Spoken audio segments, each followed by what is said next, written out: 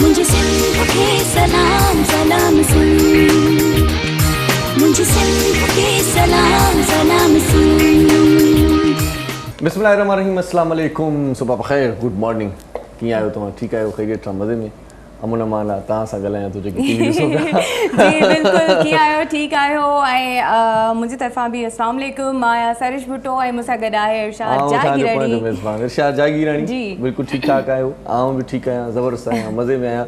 सो मज़े में रहण जे लाइ सभ खां पहिरियां त हरू भरू बि पंहिंजो पाण में माना ईअं न जज़्बो हुजणो हुजे, लेकिन पाण सुस्ती कंदासीं त पोइ कमकार न थी सघंदा। सो पाण खे थोरो माना जॾहिं तव्हां सम्झो न त मां सुस्ती आहियां उन महिल ईअं जो न मां सही आहियां, इहो सही आहियां, त पोइ तव्हां में जेको कॉन्फिडेंस ईंदो उहो हाई लेवल जो ईंदो। ऐं कॾहिं कॾहिं ईअं ॾिसंदो आहियां न पंहिंजो पाण खे पाण जाचींदो आहियां त यार हाणे मुंहिंजो जेको आहे सो जेका जज़्बे जी जेका रफ़्तार आहे या जेका फुर्ती जी जेका रफ़्तार आहे उहा थोरी कमु करण जे करे थोरी घटि थी वञे त पोइ आउं पंहिंजो पाण खे जाॻाए वठंदो आहियां। माना हूंदो त जाॻियल आहियां पर ईअं लॻंदो आहे त हाणे मथां निंड वेठी वञे, पोइ चवंदो आहियां सही आहियां।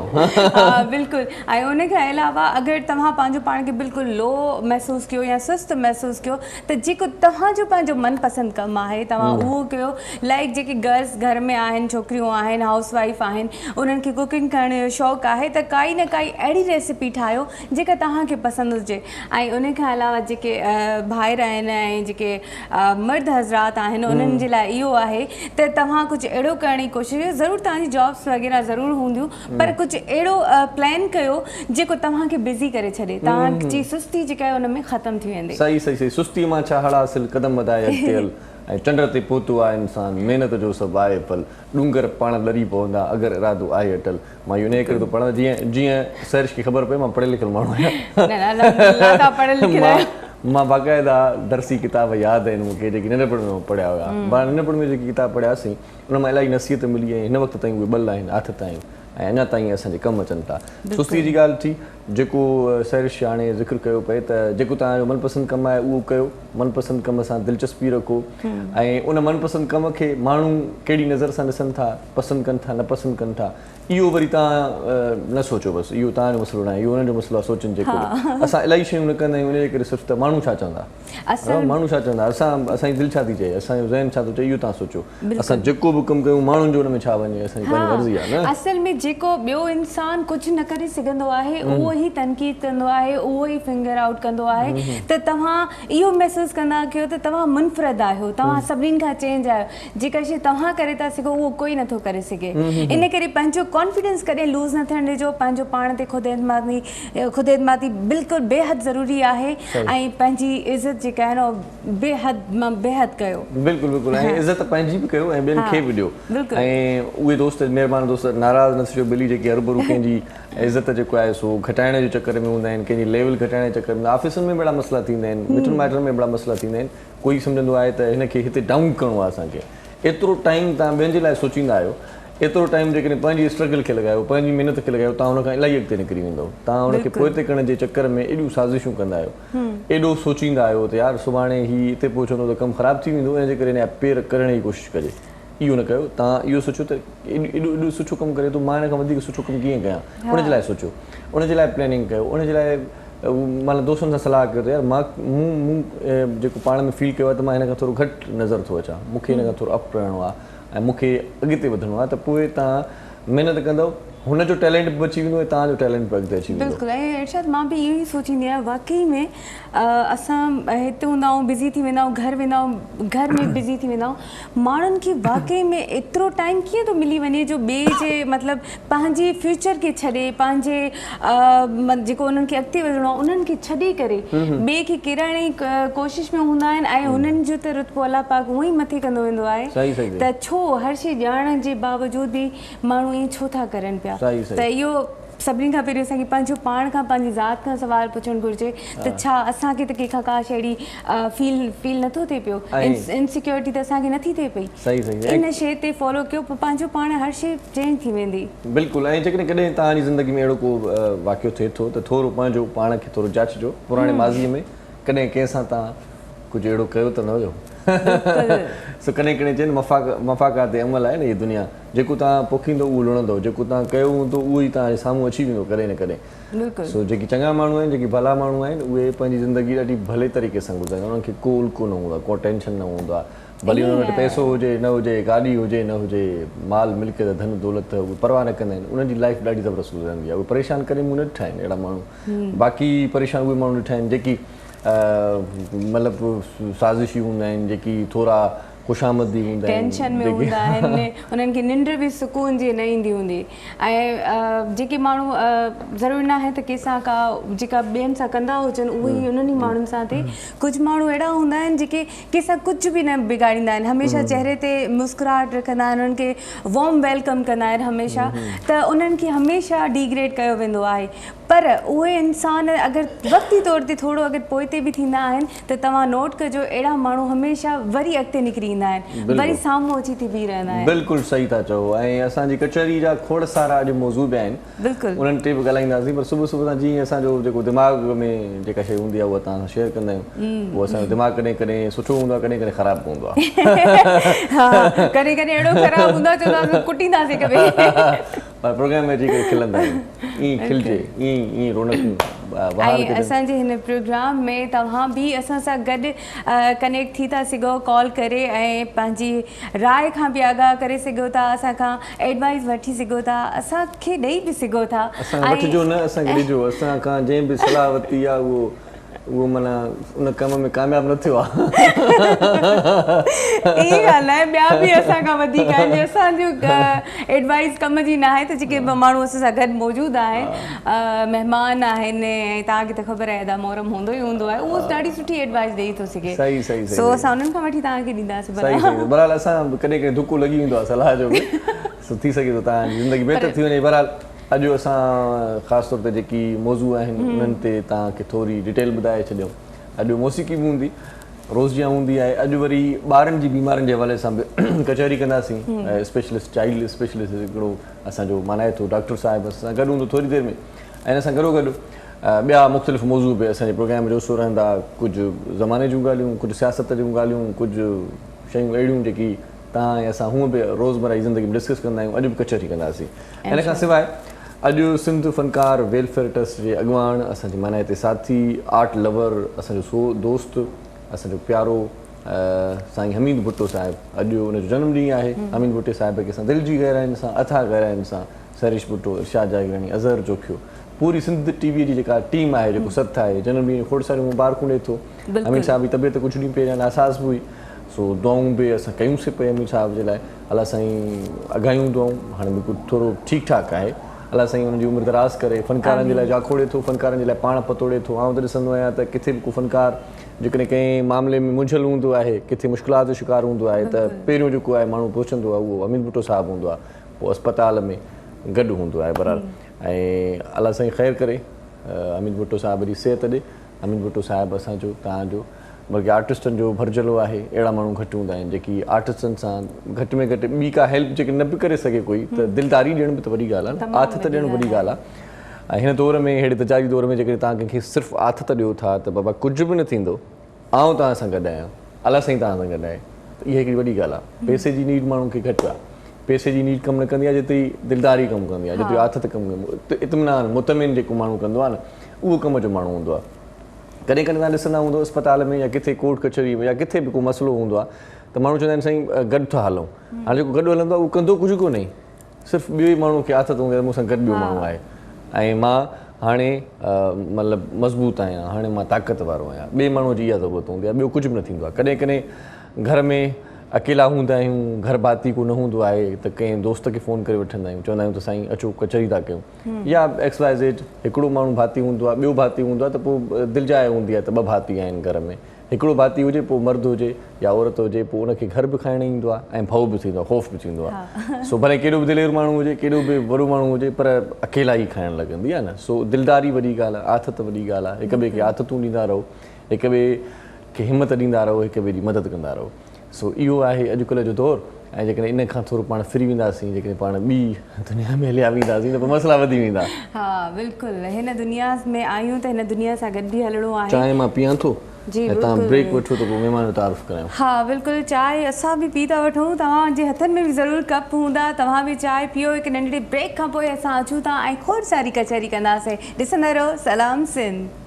मुझे सिंध के सलाम सलाम सिंध, मुझे सिंध के सलाम सलाम सिंध, मुझे सिंध के सलाम सलाम सिंध, मुझे सिंध के सलाम सलाम सिंध।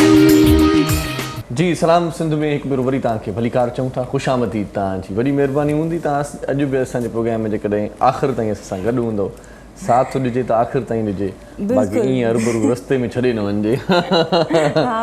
सो असां हिन लम्हे तव्हांजी जेका मुलाक़ात करायूं था मुअज़्ज़िज़ महिमाननि सां, अॼु तव्हां टेलीफोन कंदव ॿारनि जूं ख़ासि तौर ते जेकॾहिं के बीमारियूं डिस्कस करण जहिड़ियूं तव्हां सम्झो था त असां सां गॾु कजो ऐं सवाल डॉक्टर साहिब खां पुछा करे सघो था। पाण जंहिं शख़्स ते पहिरियां तारीफ़ करायूं था, पाण चाइल्ड स्पेशलिस्ट आहिनि ऐं मेडिकल डायरेक्टर बि आहिनि ऐं गॾोगॾु medical director Karachi children general hospital, gold medallist बि आहिनि अमरीका मां, डॉक्टर आबिद हुसैन मिर्ज़ा साहिब असां सां गॾु आहिनि। उन्हनि खे असां सभ खां पहिरियों भलीकार चऊं था। आबिद सर अस्सलाम वालेकुम। जी जी वालेकुम। कैसे हैं जी, ठीक हैं आप? शुक्र अल्लाह का। बहुत शुक्रिया आप हमारे प्रोग्राम में तशरीफ़ लाए। ॿी जेका महिमान शख़्सियत आहे सैरशू आहे, समाजी ऐं ईअं खणी चऊं त सोशल एक्टिविस्ट बि आहे बिल्कुलु ऐं ख़ासि तौर ते उनजी जेका सोशल लाइफ आहे उहा ॾाढी ज़बरदस्त आहे, कहिड़ा कम करे पई उन ते बि डिस्कस कंदासीं। ऐं सुठी शाइरा बि आहे, नसर में तमामु घणो सुठो लिखे पई, नज़्म बि हाणे अॼुकल्ह स्टार्ट कया आहिनि उन लिखणु, सुठा नज़्म लिखे थी, नज़्म ॿुधंदासीं। परवीन तारिक साहिबा असां सां गॾु आहे, उनखे भलीकार चऊं था। अस्सलाम वालेकुम। वालेकुम कीअं आहियो जी, ठीकु आहियो भेण? अल्हम्दुलिल्लाह, अल्लाह जा करम आहे। महिरबानी, तव्हां असांजे प्रोग्राम में आयो, बाक़ी असांजो घरबाती असां सां गॾु हूंदो आहे। हा बिल्कुलु। ऐं अदा मोहरम जेको आहे उहो असां सां गॾु हूंदा आहे। अदा अस्सलाम वालेकुम, कीअं आहियो? बिल्कुलु ठीकु। तव्हांजे गुड मॉर्निंग, सलाम सिंध। सलाम सिंध जी।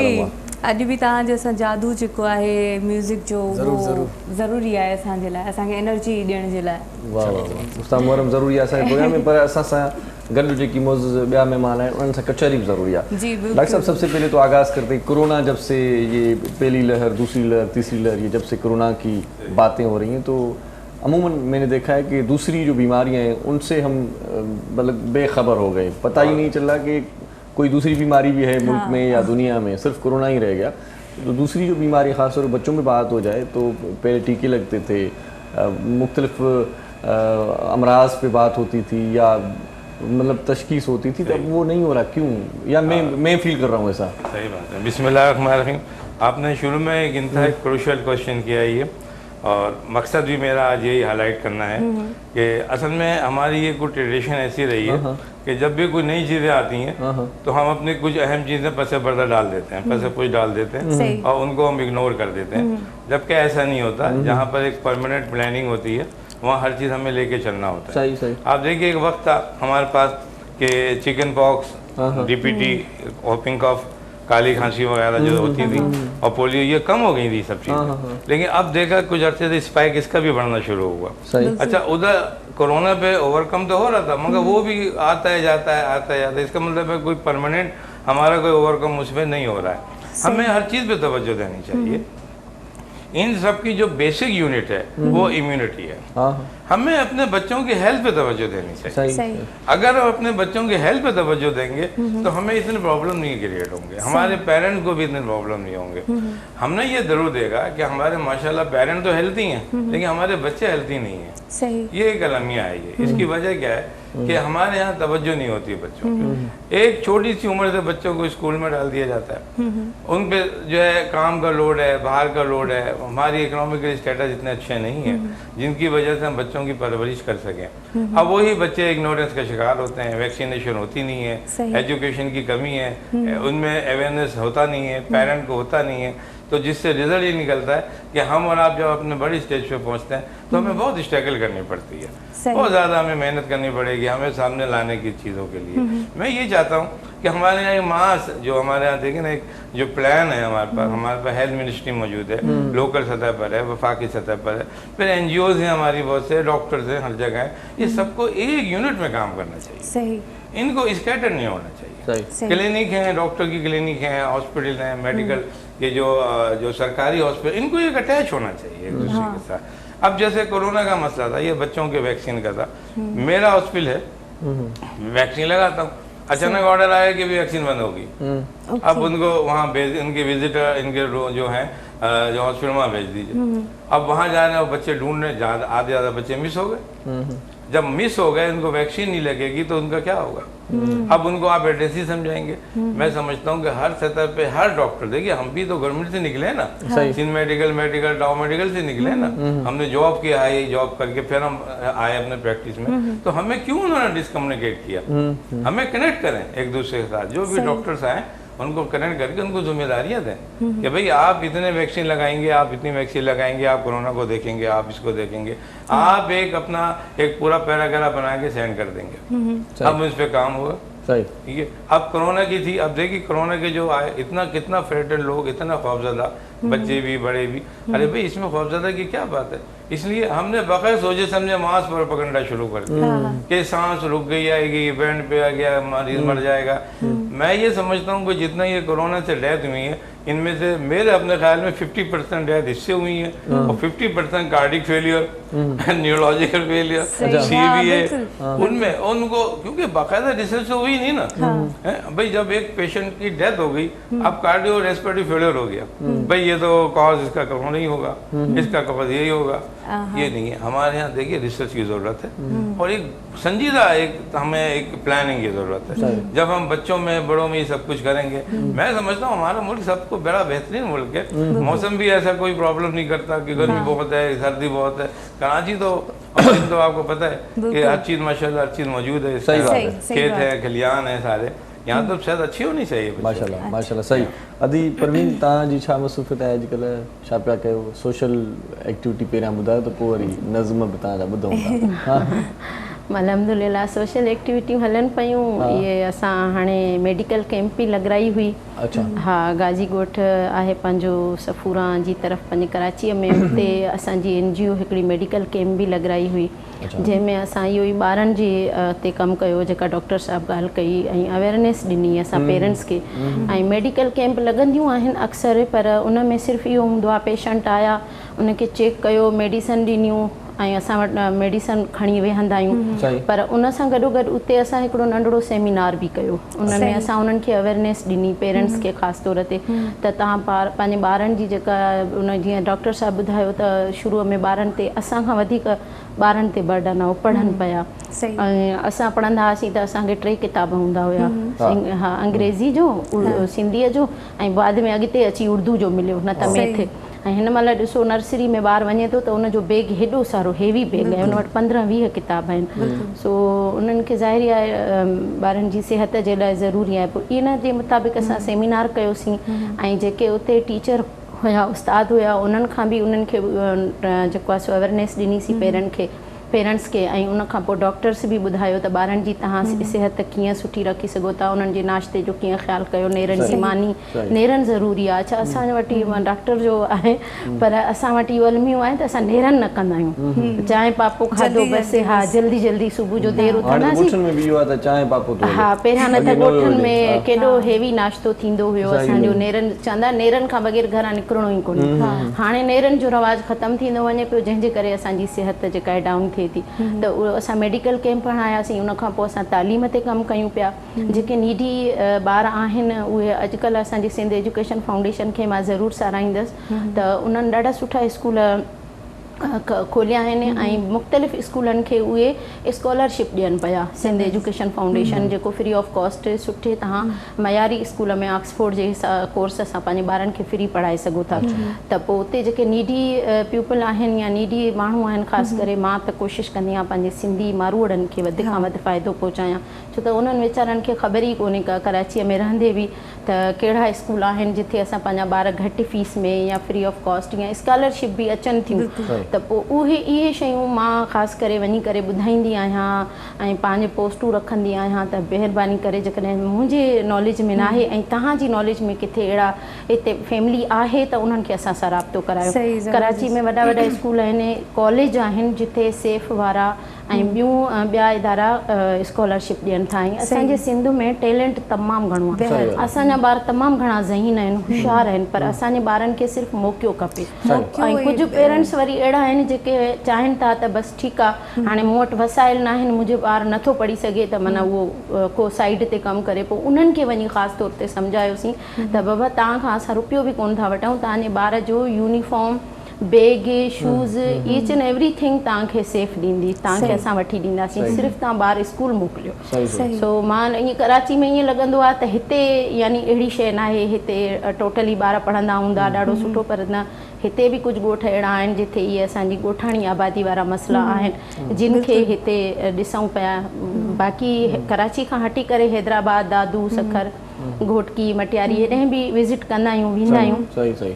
भगवान जो कमु खणो करे कराची में आहे, तालीम ते कमु कयूं पिया, सिहत ते कमु कयूं पिया, ऐं उन खां पोइ जेके समाजी जेके बि बुरायूं आहिनि या जिथे बि कंहिं ख़ासि करे मां लेडीज़ लाइ घणो कमु कंदी आहियां। ज़बरदस्त आहे, बहितरीन हिकिड़ी ख़िदमत आहे पंहिंजे सिंधी भाइरनि भेनरुनि जे लाइ। ऐं काफ़ी ईअं ई थींदो आहे त इलाही माण्हुनि खे वाक़ई में नॉलेज न हूंदी आहे त कहिड़ो स्कूल असांजे वेझो आहे, ईअं न त असांखां फीस वठनि, ईअं न त उहो सिर्फ़ु डिॼंदा वठंदा आहिनि। ऐं ग़रीब माण्हू त सिर्फ़ु इन चक्कर में हूंदो आहे त बसि अॼु मां वञा, अॼु कोई कमु मूंखे मिले त मां कुझु रुपया खणी मां घर अचां, ॿार किथां पढ़ायां, ॿार किथां पढ़नि। पोइ उन्हनि जे लाइ इहे आहिनि न, ॾिसो इलाही स्कूल आहिनि सेफ जा जेके फ्री ऑफ कॉस्ट पढ़ाइनि था, बल्कि यूनिफॉर्म, स्टेशनरी, हर ईच एंड एवरीथिंग ॾियनि पिया। हाणे पेरेंट्स खे ख़बर कोन्हे त उहे वीचारा ॿार उन हक़ खां महरूम आहिनि, पोइ असां उन्हनि में उहा अवेयरनेस ॾियूं था, उन्हनि खे वठी ज़ोरी ज़ोरी दाख़िल करायूं था।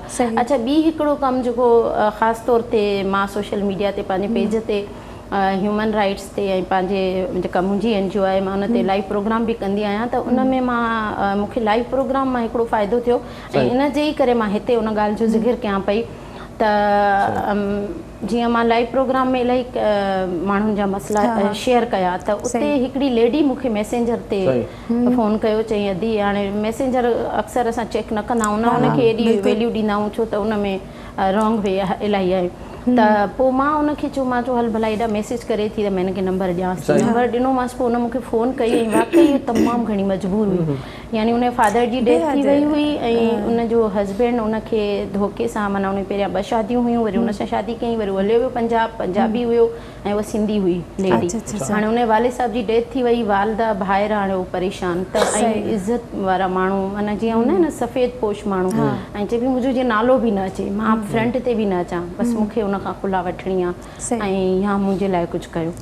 त पोइ मां उनखे चयो मां बीइंग अ लेडी तव्हांजी बिल्कुलु हेल्प कंदमि ऐं तव्हां बिल्कुलु फ्रंट ते कोन ईंदा। अहिड़े हिसाब सां उनजी हेल्प कई जो कंहिंखे कानो कान ख़बर कोन पई। असां फ्री ऑफ कॉस्ट पंहिंजा लायर बि ॾींदा आहियूं, जेको नीडी पीपल हूंदा आहिनि उन्हनि जे लाइ असांजा लायर फ्री ऑफ कॉस्ट हूंदा आहिनि। वाह वाह, लायर बि ॾाढो ज़बरदस्त जेको आहे मौज़ू आहे, ॾाढी ज़बरदस्त तव्हां कमु कयो था, इन ते अञा वधीक ॻाल्हाइण काफ़ी ॻाल्हियूं आहिनि। डॉक्टर साहब, गर्मियों का सीज़न और बच्चों में पैदा होने वाली बीमारियाँ, थोड़ा सा इस पर डिटेल से बात करें कि कौन सी बात होती है या एहतियाती तदाबीर बता दें। गर्मियों का सीज़न चला है तो बच्चों की देखभाल किस तरह से की जाए, कौन सी बीमारियाँ जो ख़ास तौर पर गर्मियों में हो जाती हैं? सही, मैं थोड़ा सा कनेक्ट कर दूं इस बात से, बहुत अच्छी गुफ्तगू हो रही थी। देखिए, हमें जब एक मुल्क को हम चलाते हैं या कौम को चलाना होता है तो उसमें 2 चीज़ें बड़ी ज़रूरी होती हैं, एक एजुकेशन है और एक हेल्थ है। ये आप ये देखिएगा कि जब हमारा गदर हुआ था 1957 में और जब मुसलमान बिल्कुल ज़वाल पे आ गए थे, गदर हो गया था, हुकूमत चली गई थी, तो उसी के 2-3 साल के बाद सर सैयद अहमद खान ने जो सबसे पहली अहमियत दी थी वो एजुकेशन भी दी थी। उस एजुकेशन का असर है कि जो हम आज यहाँ बैठे हों, हमारी बेसिक वहाँ पे स्ट्रॉन्ग की गई, हमारे कायदे आज़म भी निकले, हमारे अल्लामा इकबाल भी आए। बिल्कुल सही कह रही हैं, तालीम हमारे यहाँ बहुत ज़रूरी है हर चीज़ के लिए, लेकिन हम ये कहते हैं कि ये बातें हमारे बड़े लोगों को समझ क्यों नहीं आती कि एजुकेशन फ्री होनी चाहिए मुल्क में, फ्री सतह पे होनी चाहिए, हर एक के लिए एजुकेशन ज़रूरी हो, हर बच्चे के लिए ज़रूरी हो। ये बात अच्छी। वो कंट्री जहाँ एजुकेशन फ्री है, जहाँ पूरी फैसिलिटीज़ हैं, आज वो 99% लिटरेटी रेट है उनका। आप उनकी तरक्की का मेयार देखें आप, जबकि वो मुस्लिम कंट्री भी नहीं है। उनको कैसे अहमियत पता है कि एजुकेशन क्या होती है, जबकि हमारा तो कुरान और हदीस घर में मौजूद है, हम उसकी तालीम हासिल नहीं करते। सब कंटिन्यू करते हैं, इस मौजू को छोटा सा वक़्फ़ा ले लेते हैं। जी बिल्कुल, ॾाढी मज़ेदार ऐं नॉलेज वारी ॻाल्हियूं आहिनि ऐं ॾाढी कम जूं ॻाल्हियूं आहिनि, तव्हां बि कॉल करे पुछी सघो था। पर हिकु साई ज़रूरी आहे, केॾा न वञिजो, ॾिसंदा रहो सलाम सिंध। मुझे सिंध के सलाम सलाम सिंध, मुझे सिंध के सलाम सलाम सिंध, मुझे सिंध के सलाम सलाम सिंध, मुझे सिंध के सलाम सलाम सिंध। जी welcome back after commercial break. साई खां पोइ वरी मोटी आयासीं, असां सां गॾु मौज़ महिमान, तव्हां उन सां मिली चुका आहियो, पर हिन लम्हे असां सां हिकु सुठी सिंगर बि जॉइन कयो आहे ऐं माशाल्लाह ॾाढो सुठो आवाज़ु आहे उन्हनि जो, मुख़्तलिफ़ उर्दू चैनल्स ते परफॉर्म करे आई आहे, सिंध जो नालो रोशन कयो अथई। अॼु असांजे प्रोग्राम में बि आहे, उनखे भलीकार चऊं था। सभ खां पहिरियां शहज़ाना दरिया ख़ान असां सां गॾु आहे। अस्सलाम वालेकुम बेटा, कीअं आहियो? ठीकु आहियो बाबा? ख़ुशि आहियो? बड़ी महिरबानी बाबा, तव्हां असांजे प्रोग्राम में आहियो। थोरी देरि में तव्हांजो कलाम बि ॿुधंदासीं, पर असां जितां ॻाल्हि छॾी हुईसीं, जेका रहाई हुईसीं सर शुरू कंटिन्यू। डॉक्टर साहब हमारी बात अधूरी रह गई थी, तो वहाँ से कंटिन्यू करते। तालीम की बात हो रही थी, देखिए एजुकेशन की हो रही थी। बेसिक की यूनिट हमारा देखिए एजुकेशन है, ठीक है। हमारी आपको मालूम ही है कि हमारी जो पहली वही भी इकरा के नाम से आई, और वही इकरा जो है आज पूरी दुनिया में यानी पढ़ना कहाँ है। तो हमें इन बुनियादी चीज़ों पे तवज्जो देनी चाहिए। जब हमारा मुल्क को देखिए 70 ईयर्स हो गए, मोर देन 70 ईयर्स हो गए, अभी तक हम जब तक एजुकेशन को अडेप्ट नहीं करेंगे, उसके सही कदोखाल में नहीं लाएंगे, हम तरक्की नहीं कर सकते। हमारे इसकी वजह क्या है? इसकी वजह बड़ी है कि देखिए तालीम जहन को बनाती है, आपके शऊर को उजागर करती है, अच्छे बुरे की तमीज़ सिखाती है। हमारे मुल्क में देखिए इस वक्त जो अवानों में हो रहा है, हमारी असम्बलियों में हो रहा है, क्या वो एक आम आदमी की नज़र में अच्छा हो रहा है? आप देखिए लड़ाई झगड़े, तफर्रुका, कोई यूनिटी नहीं है, समझे? ये सब चीज़ें क्या है? ये एजुकेशन की कमी है। ये कोई एक दूसरे से दुश्मनियाँ नहीं है, ये तालीम ही नहीं है, शऊर ही नहीं है उनको समझने का कि हमने क्या करना है, हमने किस तरफ जाना है। देखिए और भी तो मुल्क है ना, अमेरिका है, दूसरे, वहाँ के एक सिस्टम है कि 2 पार्टियाँ, एक पार्टी ने इलेक्शन लड़ा, एक जीत गई, अब उसको हुकूमत करने दो। जब नए इलेक्शन आएंगे, जितनी जमातें मिलना चाहती है एक में मिल जाओ, इलेक्शन लड़ो, हरा दो, उससे हरा सकते हो तो बस ये कहता, बाकी सारे आप 5 साल हर तरह से हुकूमत को करने दें। हमारे जो इस्लामी माशरा कहता है वो ये कहता है कि आप हुकूमत बना लें, एक मस्जिद शूरा बना दें, ऊपर चीफ जस्टिस टाइप की 2-4 चीज़ें बना दें जो हर एक पे नज़र रखे, वज़ीर आज़म पे भी, सदर पे भी। जिधर कुछ गलत हो रहा है उसके मेंबर है, टच करेंगे, आप केयर करो इसको, बाकी हुकूमत चलने दो। अच्छी बुरी अवाम ने सेलेक्ट कर लिया है, अवाम ने सेलेक्ट कर लिया, आप दें पॉलिसियाँ जो आपको थी आप वो दें, नहीं होंगी नाकाम हो जाएगी, दूसरी पार्टी आएगी। हम शुरू से झगड़े छटू कर देते, ये सब तालीम की कमी है, शऊर की कमी है। मैं कहता हूँ कि अगर हमारे आज के बच्चे तालीम याफ्ता होंगे तो बड़े होके भी हम सब तालीम याफ्ता होंगे। हम और आप क्यों इस तरह से सोफिस्टिकेटेड अंदाज में बैठे हैं? सही बात, जबकि हमने भी तो तालीम ली ना, लेकिन हमें मालूम है किन मराइल से गुजर के हम यहाँ तक पहुँचे। आज हम ये कहते हैं कि माशाल्लाह ये कह रही है और इतनी एनजीओ चल रही है कि तालीम फ्री हो, तालीम आज फ्री हो जाए, आज आप लिख के ले लेंगे, बात नोट कर लें। आप मुल्क में सारी तालीम फ्री कर दें, आप यूनिवर्सिटी के लेवल तक फ्री कर दें, और आइंदा 10 साल में इसका आउटपुट देखें आप,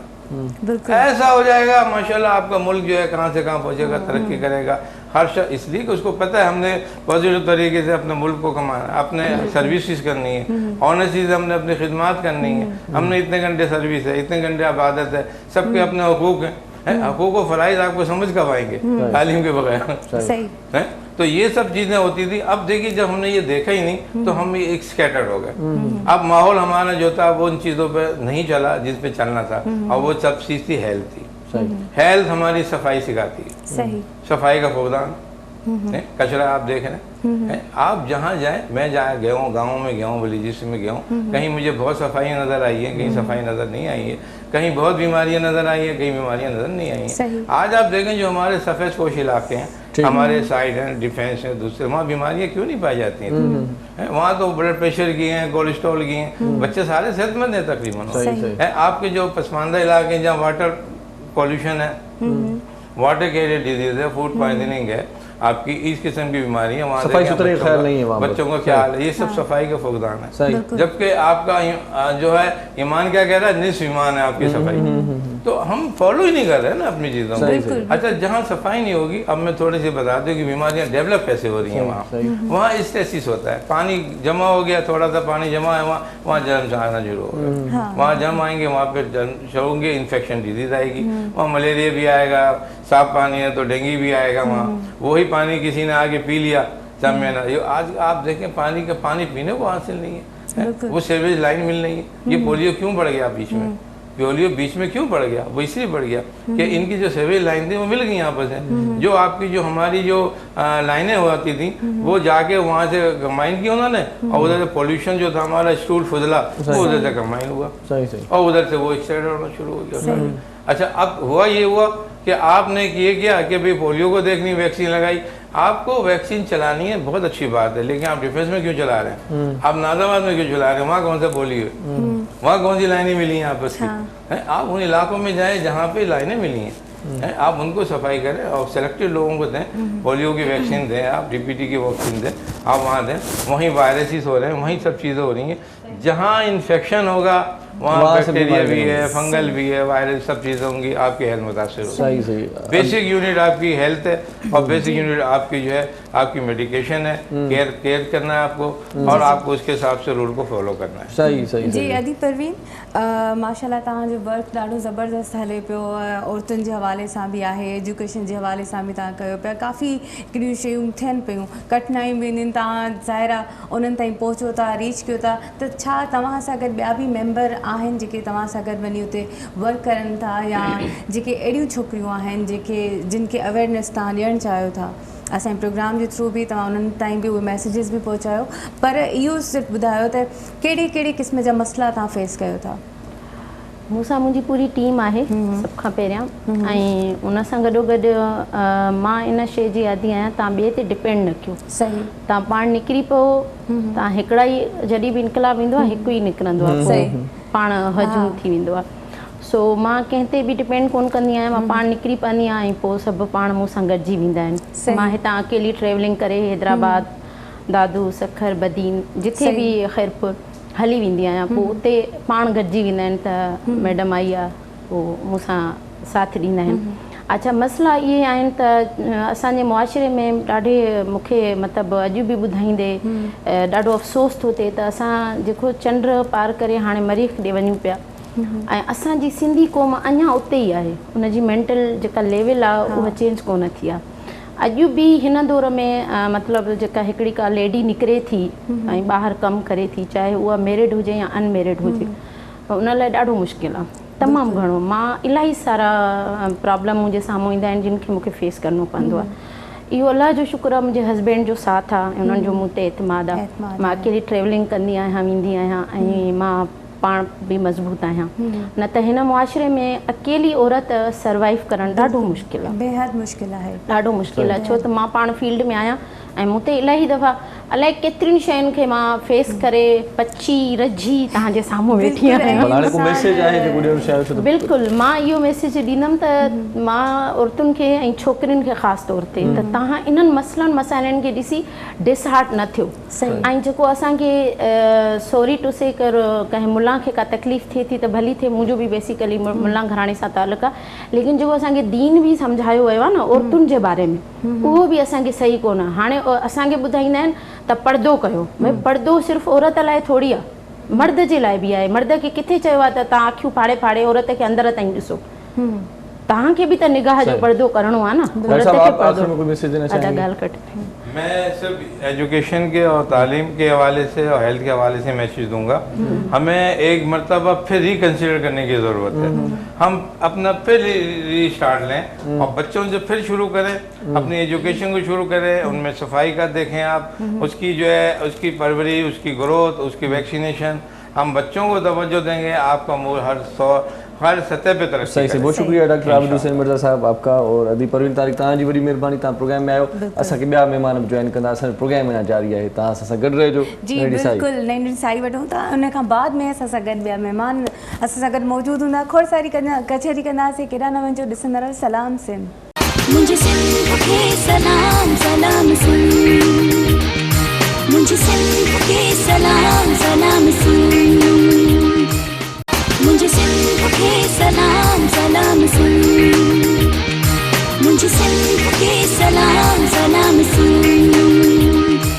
जी सलाम सिंध में हिकु भेरो वरी तव्हांखे भलीकार चऊं था ऐं थोरी देरि पहिरियां मौज़ महिमान सां तव्हांजी कचहरी कराए चुकासीं वरी तव्हांखे ॿुधायोसीं त साई ते वेंदासीं मोटींदासीं त ॿिया महिमान असांखे जॉइन कंदा हिन लम्हे बि ॾाढा सुठा मानाइता महिमान असांजे प्रोग्राम में आयल आहिनि जेकी समाज में पंहिंजो किरदारु अदा कनि था बहितरी जे लाइ ऐं ख़ासि तौर ते के माण्हू अहिड़ा हूंदा आहिनि जेकी सिर्फ़ु इहो ई सोचींदा आहिनि त मूं मां कंहिंखे घणो फ़ाइदो मिले त इहा बहितर ख़िदमत हूंदी मुंहिंजे लाइ बि ऐं क़ौम खे अॻिते फ़ाइदो थींदो अहिड़ी क़िस्म जा हिकिड़ा सुठा महिमान असांजे प्रोग्राम में हिन लम्हे असां सां गॾु आहिनि सभ खां पहिरियां जेका शख़्सियत हिन वक़्तु टीवी स्क्रीन ते तव्हांखे नज़र ईंदी पाण अॻूणा जनरल सेक्रेटरी आहिनि डिस्ट्रिक्ट बार मीरपुर ख़ासि जा वकील आहिनि समाज जे अॻुवान आहिनि बहितरीनु माण्हू बि आहिनि मुमताज़ जरवार साहिब खे असां भलीकार चऊं था मुमताज़ साईं कीअं आहियो ठीकु आहे वॾी महिरबानी साईं लख थोरा तव्हां असांजे प्रोग्राम में आहियो कचहरी ख़ूब थींदी तव्हां सां बि ऐं ख़ासि तौर ते तव्हां मीरपुर ख़ासि सां तालुक़ु रखो था त पोइ अञा वधीक कचहरी थी छो त अंबनि जो जेको आहे सो शहर आहे इहो त इन हवाले सां बि हाल अहिवाल ज़रूरु ओरबो ऐं गॾोगॾु जेका ॿी शख़्सियत आहे उहा ॾाढी कमाल जी शख़्सियत आहे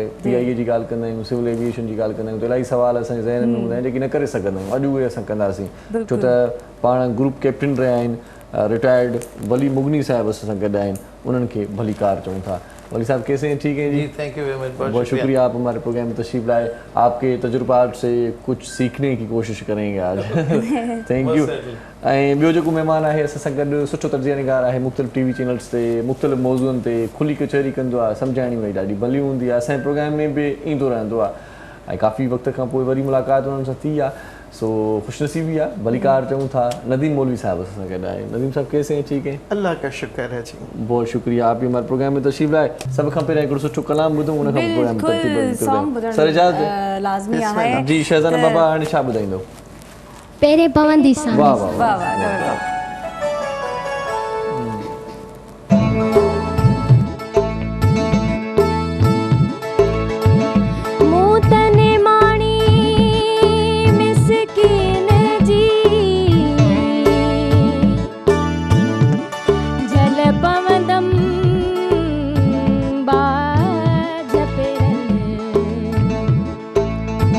कयो थम माड़ मणन जो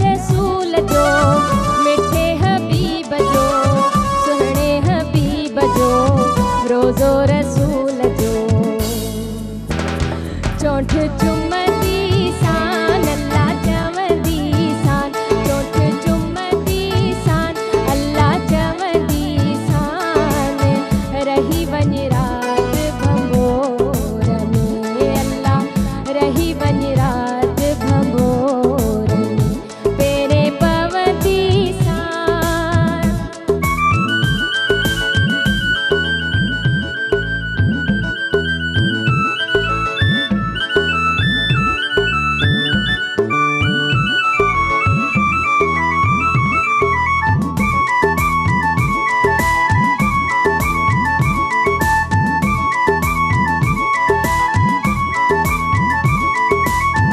चढ़ी ते जबल चोटते जबल चोटते भेनर चोटते भायर चोटते भेनर चोटते सडड़ा कंदी सान अल्लाह चवदी सान सडड़ा कंदी सान अल्लाह चवदी सान रही वञ रात बंबोर में अल्लाह रही वञ रात बंबोर में पेरे पवदी सान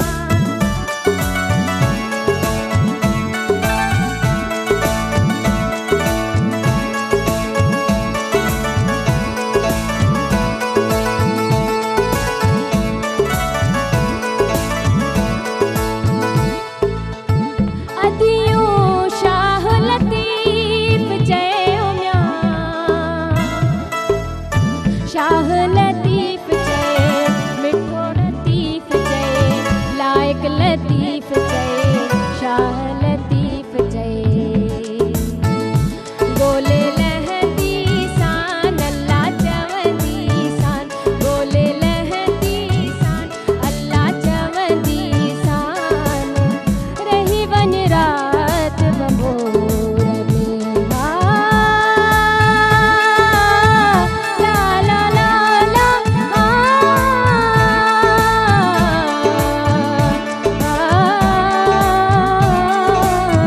रही वञ हो रही वञ रात बंबोर में अल्लाह रही वञ रात बंबोर में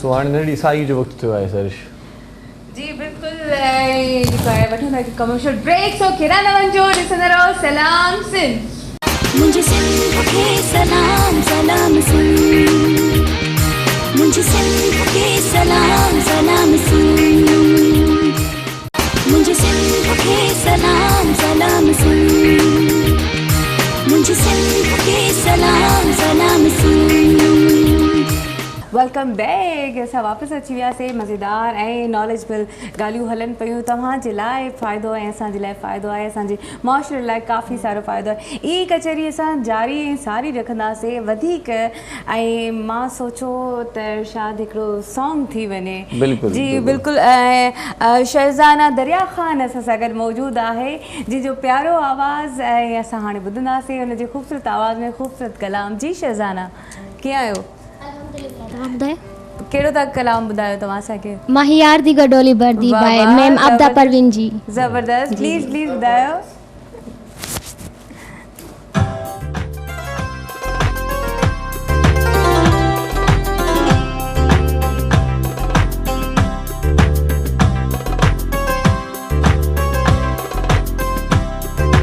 हो मिया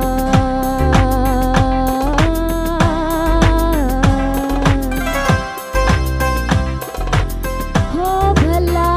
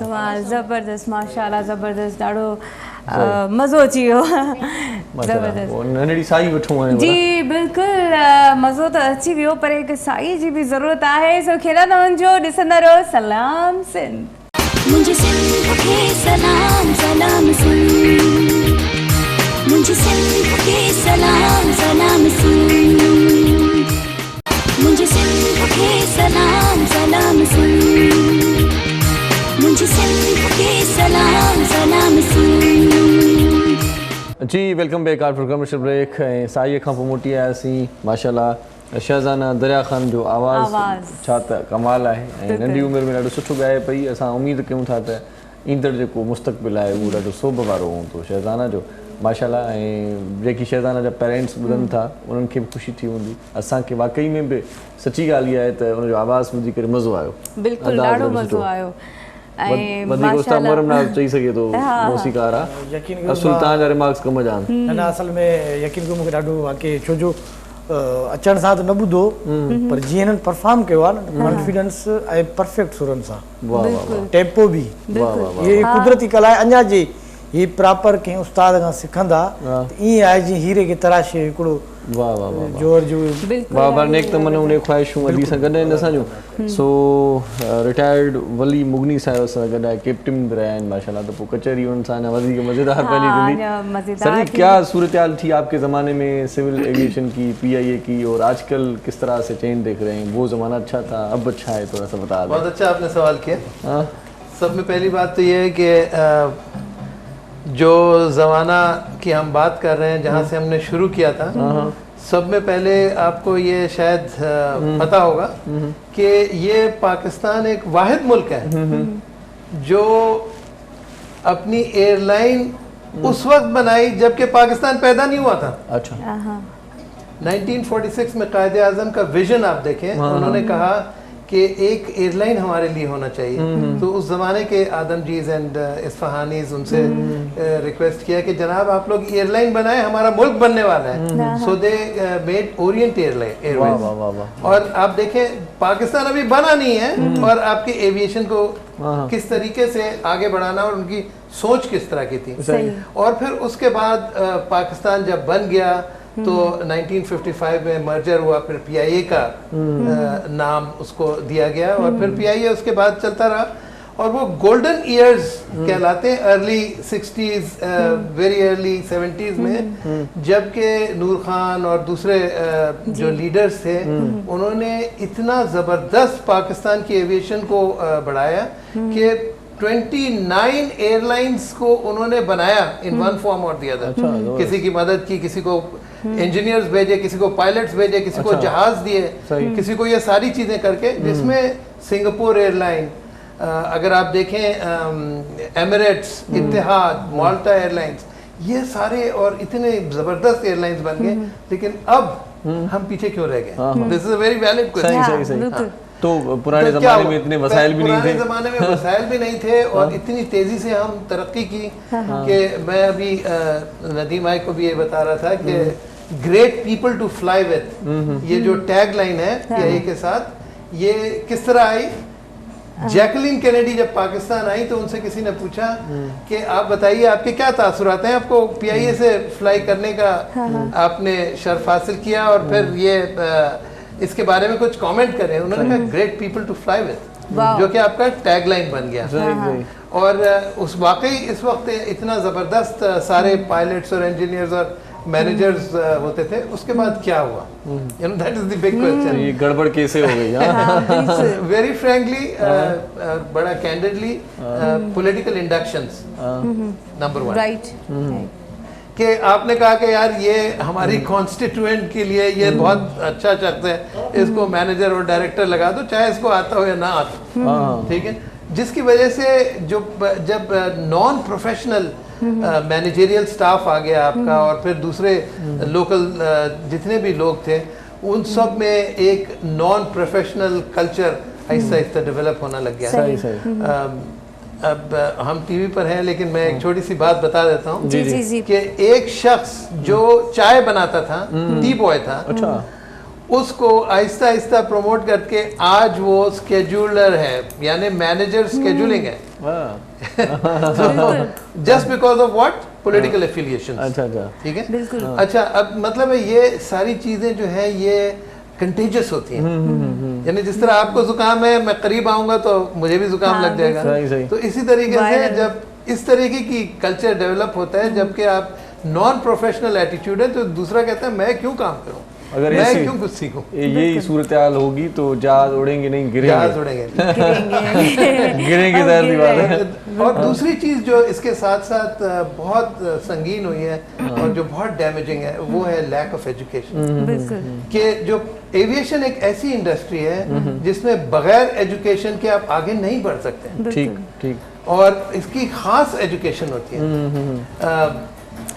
आप देखेंगे कि अगर कोई एक एक्सीडेंट होता है तो दुनिया में हर कोने से लोग आपके बारे में देख रहे होते हैं, बात कर रहे होते हैं, एनालाइज कर रहे होते हैं, उस एक्सीडेंट को चीड़ फाड़ करके देखते हैं कि भाई कहाँ गलती हुई। सही। और इसके अंदर जो अफसोसनाक बात यह है कि लास्ट जितने भी हमारे एक्सीडेंट्स हुए हैं उसमें majority accidents in the last 2 decades और सो कि वो है सारे ह्यूमन एरर की वजह से, ह्यूमन फैक्टर की वजह से। Technology wise we were okay, ऐसा नहीं हुआ कि भाई इंजन बंद हो गया या फिर कोई प्रॉब्लम हुई, वो पायलट ने खुद कोई ऐसे एक्शंस लिए जिसकी वजह से एक्सीडेंट्स हुए। सही। ये ह्यूमन एरर थे। अब वो उसके एनालाइज अगर आप करें तो क्या वजूहत हैं, क्या वो इतने हजारों घंटे उड़ने के बाद ऐसे गलती कर सकता था। ये जब हम सोचते हैं तो पता लगता है कि इसके behind this all this there is a big story there. तो क्या उसकी कोई प्रॉब्लम है, उसको हो सकता है उसको तनख्वाह टाइम पे नहीं मिली हो सकता है उसके घर में कोई प्रॉब्लम हो सकता है उसको किसी ने कहा हो कि भाई अगर तुमने ये किया तो तुमको ग्राउंड कर दिया जाएगा, या इंस्ट्रक्शन ऐसी आती होंगी, या इंस्ट्रक्शन ऐसी आती होंगी। सही। तो दूसरा कल्चर है कि एक कप्तान है और एक जूनियर ऑफिसर है। ये अगेन ये एक गलत कल्चर हमारे पास बन चुका है, because I know them inside out. तो जो छोटा कप्तान है उसमें ये जुर्रत नहीं होती कि कप्तान को कहेंगे सर ये आप गलत कर रहे हैं, ऐसा ना करें। उस्ताद है, मेरे उस्ताद है, ये सीनियर है, मुझे कुछ उन्होंने कह दिया या गलत रिपोर्ट दे दी तो मेरी तो नौकरी गई। सही। ठीक है। तो उसकी वजह से भी बहुत सारे एक्सीडेंट हो सकता है उसकी नींद पूरी हुई हो सकता है वो उससे ज्यादा ज़हीन हुआ। सर सोचने की बात तो ये होती है जब फ्लाई करने से पहले इतने रूल्स होते हैं, आपको एक एक चीज़ देखनी होती है, इंजन को चेक करना होता है, ऑयल का चेक बैलेंस होता है, चेक लिस्ट होती है। इवन जब तक पैसेंजर अंदर जाए एरोस्टेस सारी जो है वहाँ पर इकट्ठे होती हैं और एक एक चीज़ को वो नोटिस करती रहती है कि क्या है किस तरह से। तो उसके बावजूद भी अगर इस तरह से हो रहा है तो सीधी सी बात है पायलट के दिमाग में कोई ना कोई ऐसी बात हो रही होगी, चल रही होगी। तो ये सारी चीज़ें होती है, बिल्कुल होती है। और इस तरह से नहीं कि बार बार हम एक ही चीज़ को जी हाँ। एक और चीज़ इम्पोर्टेंट है, मैं आपसे कि एजुकेशन जो है एविएशन के अंदर इट हैज़ टू मीट इंटरनेशनल स्टैंडर्ड्स। सही। ये लोकल नहीं है ये इंडस्ट्री, ये ग्लोबल इंडस्ट्री। ठीक है। और आपको इंटरनेशनली एक्सेप्टेबल एजुकेशन चाहिए जो कि दुनिया में आप हर जगह। ये one of the fastest growing industries है। और लोग ये पूछते हैं कि भाई ये अब हमारे पास तो सिर्फ 4 एयरलाइंस हैं, तो अगर हम पढ़ेंगे एजुकेशन एविएशन में लेंगे तो हमारी कहाँ खपत होगी, हम किधर जाएंगे, नौकरी कब मिलेगी। इसका जवाब ये है कि सीपेक आ रहा है नंबर 1। सीपेक के साथ साथ 11 एयरलाइंस चाइनीज ने कहा कि हम यहाँ से ग्वादर से और पाकिस्तान कराची से ऑपरेट करेंगे और ये उनके लिए बहुत ज़रूरी है। तो 4 से आप 15 हो जाएंगे।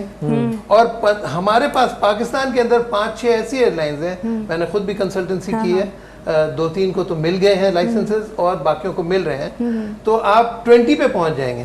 जब 20 पे आप पहुंच जाएंगे विद इन फ्यू ईयर्स, आप लोग कहाँ से लाएंगे अगर एजुकेशन नहीं है, आज नहीं पढ़ेंगे बच्चे तो कहाँ सिर्फ वो फिर चाइनीज आएंगे वही चलाएंगे और वही सारा। माशाल्लाह आप तो सिविल एविएशन में रहे हैं, आपको इतना तजुर्बा भी, आपके बच्चे पढ़ रहे हैं, उनको तैयार कर रहे हैं आप।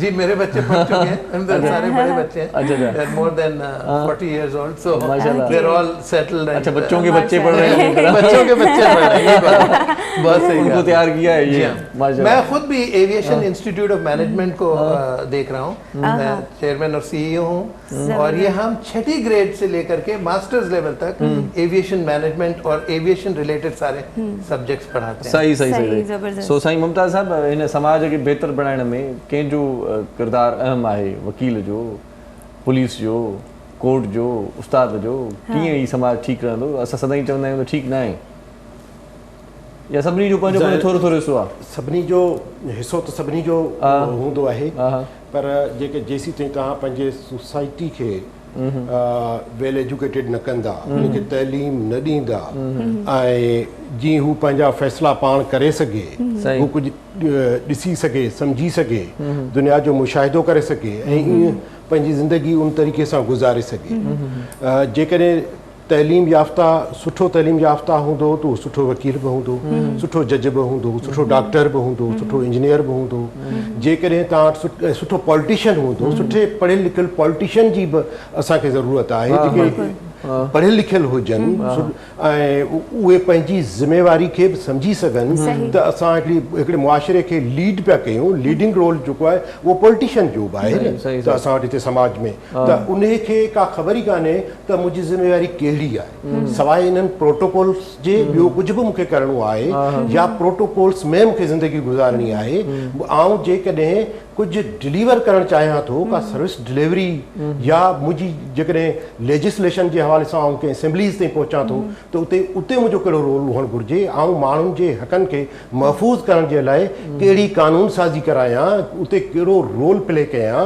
ऐं जेके अॼु ताईं बि तव्हां ॾिसो त असांखे सोसाइटी में ओवरऑल हिकिड़ो इंतिशार नज़र अचे थो, फ्रस्ट्रेशन आहे, जेका सवेर ॻाल्हि कईसीं त तव्हांखे रोड ते असीं जेको आहे सो हली अञा कोन पिया ॼाणूं, असां रोज़ानो अलाए केतिरा एक्सीडेंट था कयूं ऐं असांखे ख़बर कोन्हे त असांखे रोड ते सफ़र कीअं कजे, ऐं पंहिंजे घर खां जेकॾहिं केरु निकिरे थो त उन जा पोयां वारिस जेके आहिनि उहे परेशान आहिनि। जेकॾहिं नंढड़ो ॿारु जेको आहे सो अंडर एज उहो ड्राइव पियो करे, मतिलबु त इहा लेक ऑफ एजुकेशन ऐं लेक ऑफ एजुकेशन जे करे पोइ असीं समूरनि शयुनि जी वायोलेशन पाण था कयूं। त पोइ जेकॾहिं मूंखे उहो ख़बर नाहे त आऊं पंहिंजनि ज़िम्मेवारियुनि खां आगाह कोन आहियां त आऊं जेके बि रूल्स आहिनि सोसाइटी में जेके मूंखे अडॉप्ट करणु घुरिजनि उन्हनि जी आउं वायोलेशन कयां थो। ऐं पोइ मूंखे जेकॾहिं पाड़े में स्कूल आहे, पाड़े में हॉस्पिटल आहे, उन्हनि में एज़ अ हिकिड़ो ॻोठाणो उते जो नोटेबल मुंहिंजूं ज़िमेदारियूं कहिड़ियूं आहिनि, त उन्हनि सभिनी शयुनि खां असीं सम्झो त अञा ताईं हिन अहिड़े दौर में, जदीद दौर में जिते जेका डिजिटल सॼी दुनिया थी चुकी आहे, उते अञा ताईं असां रोड ते हलण बि सवला कोन सिखिया आहियूं। असांजो जेको सफ़र आहे उहो सदाईं अनसर्टेनिटी जो शिकार हुजे थो ऐं गैर यकीनी हुजे थी त घर ताईं वापसि केरु पहुची सघंदो या न। जेकॾहिं ॿियो अमन अमान हुजे, पर अञा ताईं घटि में घटि रोड ते असांखे हलणु सेखारिजे, इहा ज़िमेदारी असांजे पॉलिटिशियन्स जी बि आहे। असां समूरनि जेके बि साञावंद माण्हू आहिनि, उनमें वकील आहे, डॉक्टर आहे, या जिते जिते जेके माण्हू आहिनि त उहे ज़िम्मेवार आहिनि, पंहिंजी सोसाइटी जी ॾाढो जवाबदारी आहिनि। अच्छा नदीम भाई, रूल्स की बात जैसे मुमताज़ साहब ने की कि रूल्स फॉलो करने चाहिए, लेकिन हम अक्सर दूसरों को कहते हैं खुद फॉलो नहीं करते। लेकिन इस पे बात करते हैं, लेकिन हम भी अपने रूल्स को फॉलो करते हुए ब्रेक ले लेते हैं। बिल्कुल असां हिन ते कचहरी कंदासीं, मज़ेदार कचहरी हली रही आहे, सो केॾा न वञो, ॾिसंदा रहो सलाम सिंध। मुझे सिंध के सलाम सलाम सिंध, मुझे सिंध के सलाम सलाम सिंध, मुझे सिंध के सलाम सलाम सिंध, मुझे सिंध के सलाम सलाम सिंध। जी सलाम सिंध हिकु भेरो वरी तव्हांखे भलीकार चऊं था। असांजी कचहरी आफ़ियत हूंदी आहे, तव्हांखे ख़बर आहे, पोइ अचानक सां अची वेंदा आहियूं ऐं ईअं धमाका असांजा बाक़ाइदा। तव्हां यकीनन असां सां गॾु आहियो त ईअं थींदो आहे कॾहिं कॾहिं। असांजी कचहरी हले पई ऐं नदीम साहब खां असां इहो पुछोसीं त रूल्स के हवाले से। जी नदीम साहब, आप बता रहे थे कि मतलब जो रूल्स बने हुए हैं उनको हम खुद ही फॉलो नहीं कर रहे, मतलब बातें बड़ी अच्छी करते हैं। हाँ, बातें बहुत अच्छी करते हैं। बात बहुत आपने मुनासिब सवाल किया कि जो रूल्स तो बनते हैं बहुत अच्छे, ठीक है, कानून भी बनता है, हर चीज बनता तो बहुत अच्छा, तालीम भी हर कोई पढ़ रहा है, तालीम याफ्ता आदमी सबसे बड़ा गुनाह करता है, परेशानियां, गलती, कचरा फेंक देना, ये सब हो क्यों रहा है? ये माशरे के अंदर हमने निज़ाम ख़राब कैसे किया? ये बच्ची है, बहुत अच्छा गाना गा रही है, ठीक है ना, मैं इसके अंदर देख रहा हूँ कि हो सकता है ये मलका नूरजहान बन जाए, हो सकता है ये आबदा परवीन बन जाए। अब आइए, अगर 1 मिनट के लिए मैं इसके वालिद होता, इस माशरे का वालिद होता, क्या गाना गा रही हो, वो देखो वकील साहब को देखो कितना तरक्की किया है, छोड़ो गाना वाना, पढ़ाई करो, वकील बनो, क्या घर चलाओगी, गाना छोड़ दो। अरे वो देखो कैप्टन साहब, क्या माशाल्लाह टीवी पे आ रहे हैं, कैप्टन बन गए, इनके देखो क्या घर है, तुम क्या गाना गाओगी?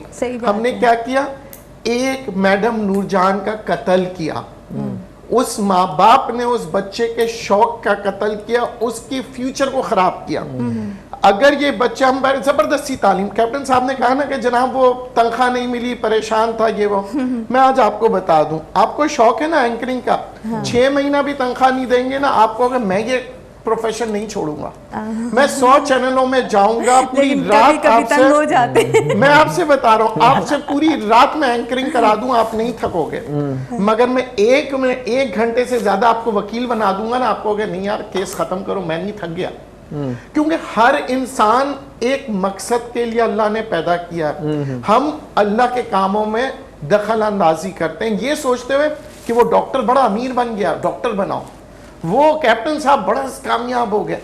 हम अपने बच्चे की कामयाबी को उसके नजर से नहीं देख रहे होते। मेरी एक रिक्वेस्ट है, तमाम माशरे को बदलना है ना, तो उन बच्चों को, जिस बच्चे को जिस शोबे में शौक है उसमें आप जाएं।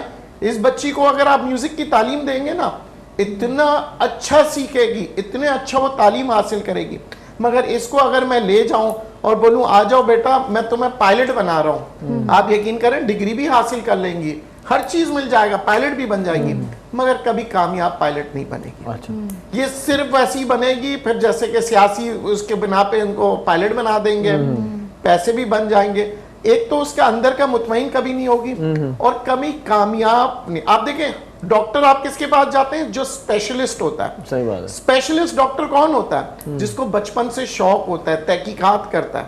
सबसे एक्सपर्ट पायलट कौन होता है, जिसको बचपन से शौक होता है फ्लाइंग का।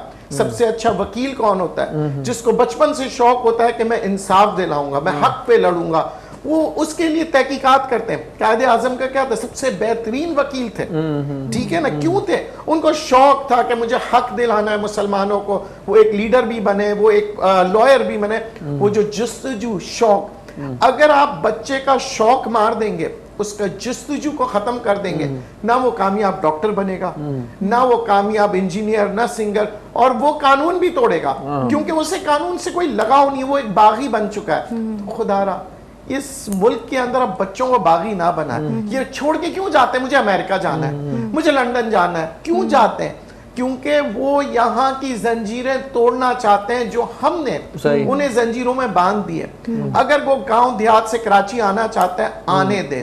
कोई कराची से गांव देहात में जाके एग्रीकल्चर का काम करना चाहते हैं तो उसे जाने दे, क्योंकि तभी पाकिस्तान की तरक्की है। ये नहीं कि एक सी पैक तो सारे सी पैक का गुन गाना शुरू, एक हवाई जहाज चला रहे सारे हवाई जहाज के उसके पीछे ये। हमें देखना है अमेरिका जैसे मुल्क, चीन जैसे मुल्क, जापान जैसे मुल्क इसलिए तरक्की करते हैं, उनकी सोच बड़ी होती है, उनके इकोनॉमिस्ट, उनके हुक्मरान सिर्फ एक सी पैक पे लेके नहीं बैठते। सही बात है, सही बात है, ठीक है ना, उनके हुक्मरान सी पैक बहुत इंपॉर्टेंट चीज है, तरक्की भी है, मगर उसके साथ साथ सारे वजीर बैठ के सी पैक डिस्कस ना करें, जो अपनी वजारत है उसके ऊपर कंसंट्रेट करें, उसके अंदर अपनी एक्सपर्टीज दिखाएं ताकि कवानीन ऐसे बने जैसे पार्लियामेंट में जो लोग बैठे हुए हैं, खुदारा वो पार्लियामेंट में बैठे हैं कानून बनाने के लिए, ऐसे कानून बनाए जिसे मैं और आप सर वो एडमिट करें और उसको इम्प्लाई भी करें, वो सर implement लड़ाई भी झगड़े करें। से उनको फुर्सत मिले तो कानून बनाए ना। हाँ बिल्कुल। अच्छा कैप्टन साहब, मुझे आप ये बताएं, पहले जैसे आप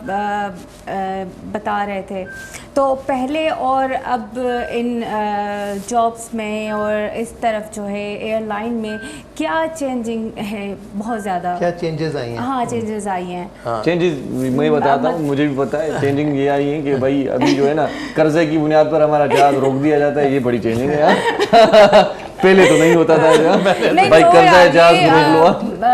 वैसे जैसे कोई एरोस्टेस हो गई या स्टूवर्ड हो गया, लाइक सारे इंस्ट्रक्टर हैं बहुत ज़्यादा वहाँ पर माशाल्लाह से, वहाँ पर जो रूल्स बने हुए हैं वही रूल हैं, लेकिन उनको सिर्फ फॉलो करने का तरीका कुछ चेंज हो चुका है। सब में पहले हमने स्टैंडर्ड्स में कॉम्प्रोमाइज़ किया, ठीक है। जो हमारे स्टैंडर्ड्स थे और इंटरनेशनली एक्सेप्टेबल स्टैंडर्ड्स थे, उन सब में हम नीचे लेवल पे आते गए कि चलो ठीक है, एक को कर लो, दूसरे को कर लो, और इस तरीके से पूरा हमारा मुआशरा जो है वो तब्दील हो गया। और जिस तरह मैंने कहा कि कंटेजियस है, ये एक दूसरे से रंग पकड़ता है, ठीक है। तो अब सूरत हाल ये है हमारी कि अभी भी हम एजुकेशन की तरफ ज़्यादा तरजीह नहीं देते। जो हमारी सेफ्टी है, मिसाल के तौर पे सेफ्टी एक बहुत बड़ा इशू है। अभी लाइसेंसेस का भी प्रॉब्लम आया था, और ये इसमें अगर आप देखें कि हम अभी भी एनालाइज उस तरीके से नहीं कर रहे हैं जिस तरीके से करना चाहिए। मिसाल के तौर पे आपका ये एक्सीडेंट हुआ, उसको हर एक्सीडेंट में कई साल, बाज़ एक्सीडेंट्स में कई साल लग जाते हैं, वो पब्लिश नहीं करते। हाँ, क्यों नहीं पब्लिश करते हैं? इसलिए कि लोगों को, आप ये नहीं चाहते कि फ़लाँ को ब्लेम किया जाए, या फ़लाँ का ब्लेम जो आपने किया है वो लोगों को बताया जाए, ठीक है। और तो ये सारी चीज़ें, और वो पहले ये होता था कि जो इन्वेस्टिगेशन बोर्ड होता था वो सिविल एविएशन के अंडर होता था, तो वो ज़ाहिर है अगर वो कहते हैं कि भाई अगर मेरे बॉस ने कह दिया कि नहीं करना ये, तो वो ज़ाहिर है नहीं करेंगे, उनकी अपनी नौकरी भी ख़तरे में।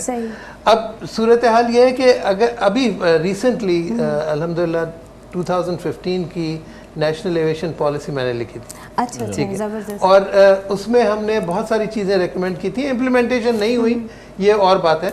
और उसके बाद 2019 में उसी चीज़ों को थोड़ा सा मॉडिफाई करके फिर से पब्लिश किया गया।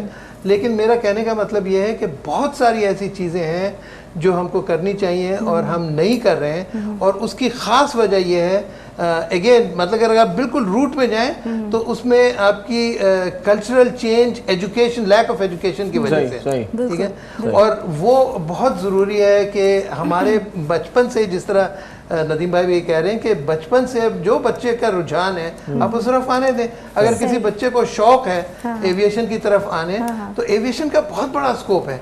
एविएशन इकोनॉमी, मुल्क की इकोनॉमी के साथ वाबस्ता है, जिसको हम लोग कहते हैं पॉजिटिव कोरिलेशन, यानी जिस तरह एविएशन ऊपर जाएगी मुल्क की इकोनॉमी भी ऊपर जाएगी। कैप्टन साहब बहुत अच्छी बातें हो रही हैं, हमारी गुफ्तगू बहुत वसी हो गई हमारी, लेकिन प्रोग्राम के लम्हात कम थे जी, इस बात का भी दुख रहेगा। इंशाल्लाह नेक्स्ट प्रोग्राम में कभी आपसे दोबारा मुलाकात होगी। बहुत शुक्रिया प्रोग्राम में आए।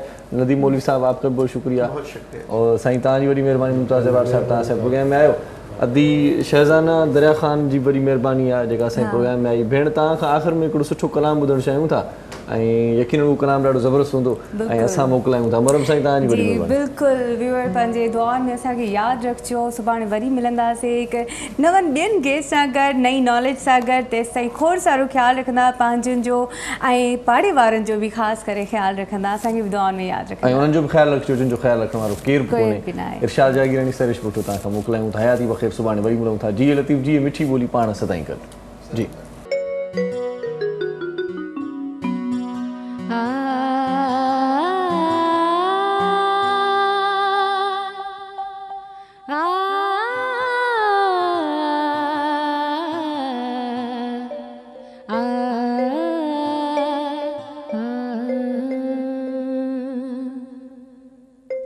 ये जो मोहब्बतों की,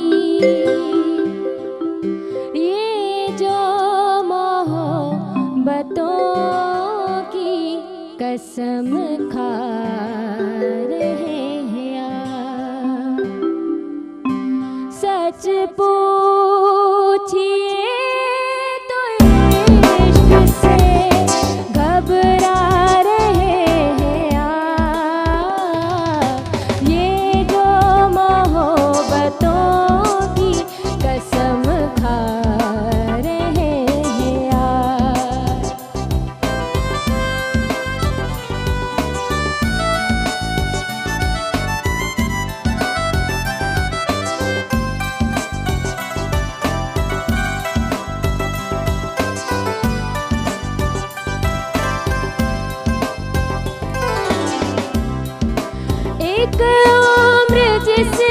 साथ गुजारी है आपने,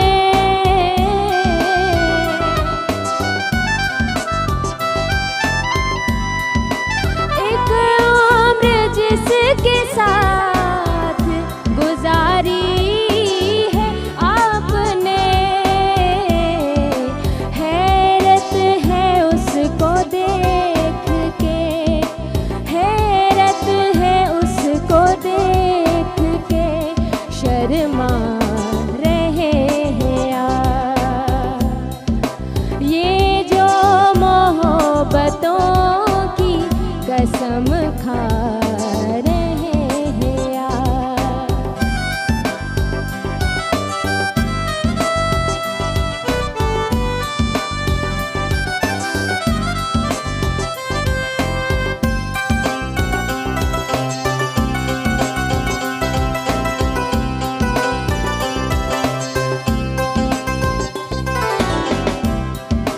जिसको पूरी करना तकाजा है वक्त का,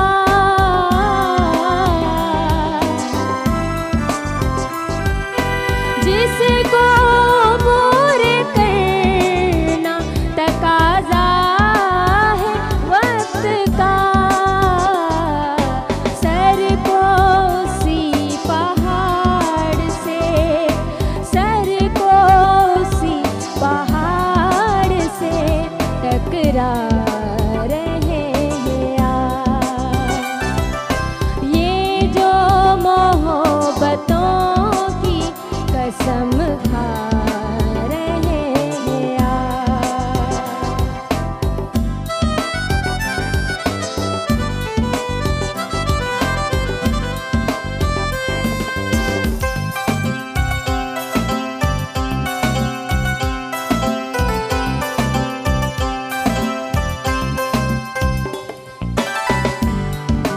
जब मिल गया था जिसकी तमन्ना थी कल रहूं,